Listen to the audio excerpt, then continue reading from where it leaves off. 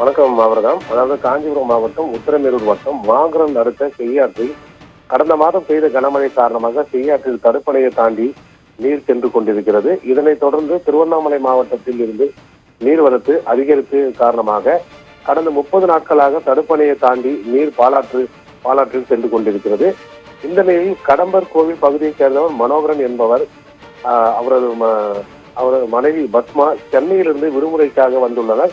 தனது பேரன் தீபக் மற்றும் வினிஷா ஆகியோருடன் அருகில் இருந்த செய்யாற்றில் குளிக்க சென்றுள்ளனர்.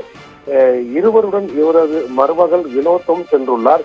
நீரில் குளித்துக் கொண்டிருந்த நிலையில் திடீரென ஆழம் மிகுந்த பகுதிக்கு பத்மா, தீபக், வினிஷா ஆகியோர் சென்ற நிலையில் நீரில் மூழ்கியுள்ளனர். இதனை கண்ட வினோத் அவர்களை காப்பாற்ற முடியாத நிலையில் கூச்சலிட்டதை தொடர்ந்து அருகில் இருந்தவர்கள் உடனடியாக வினோத்தை மீட்டு காஞ்சிபுரம் அரசு மருத்துவமனைக்கு அனுப்பி வைத்துவிட்டு உத்திரமேரூர் தீயணைப்பு நிலையம் மற்றும் மாங்கலம் காவல் நிலையத்திற்கு தகவல் தெரிவித்துள்ளனர். உத்திரமேரூர் தீயணைப்பு துறையினர் 7 பேர் கொண்ட குழுவினர் உடனடியாக ஆற்றில் பாதாள கொலுசு பாதுகாப்பு சாதனங்களை கொண்டு நீரில் மூழ்கிய ஒவ்வொருவரை சடலமாக மீட்கப்பட்டனர். ஒரே நேரத்தில் நீரில் மூழ்கி உயிரிழந்த 3 செய்தி அறிந்து அப்பகுதி கிராம மக்கள் உடனடியாக அப்பகுதியில் குவிந்து கண்ணீர் விட்டபடி அழுதனர்.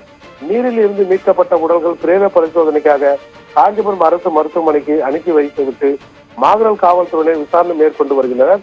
ஒரே நேரத்தில் ஒரு குடும்பத்தில் 3 பேர் உயிரிழந்த சம்பவம் அப்பகுதியில் பெரும் சோகத்தை ஆற்றியுள்ளது அவர்கள்.